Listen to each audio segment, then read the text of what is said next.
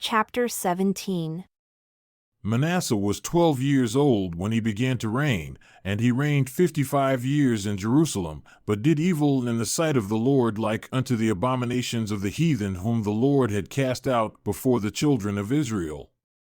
For he built again the high places which Hezekiah his father had broken down, and he reared up altars for the Baalim, and made groves, and worshipped all the host of heaven, and served them.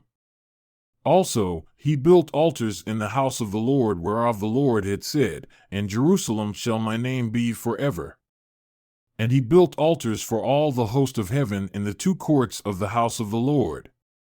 And he caused his children to pass through the fire in the valley of the son of Hinnom. Also, he observed times, and used enchantments, and used witchcraft, and dealt with a familiar spirit and with wizards. He wrought much evil in the sight of the Lord to provoke him to anger. And he set a carved image, the idol which he had made, in the house of God, of which God had said to David and to Solomon his son, In this house and in Jerusalem, which I have chosen before all the tribes of Israel, will I put my name forever.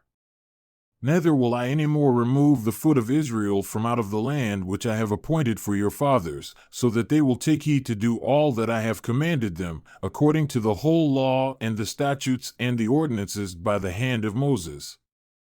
So Manasseh made Judah and the inhabitants of Jerusalem to err, and to do worse than the heathen whom the Lord had destroyed before the children of Israel. And the Lord spoke to Manasseh and to his people, but they would not listen.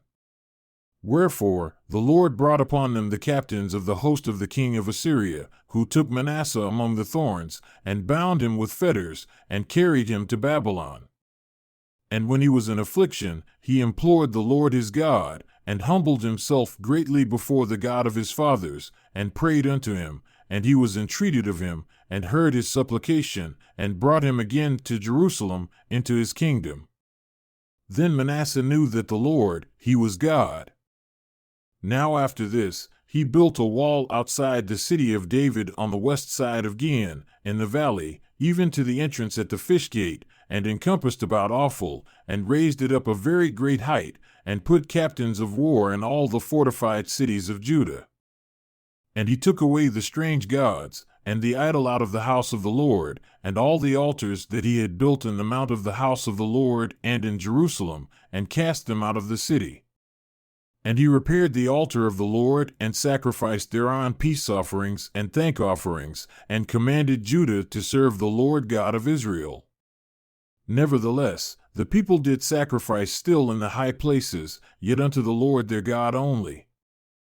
Now the rest of the acts of Manasseh, and his prayer unto his God, and the words of the seers that spoke to him in the name of the Lord God of Israel, behold, they are written in the book of the kings of Israel.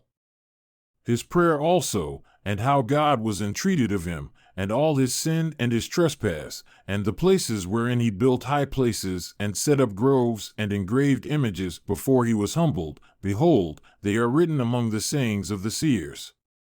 So Manasseh slept with his fathers, and they buried him in his own house. And Amon his son reigned in his stead.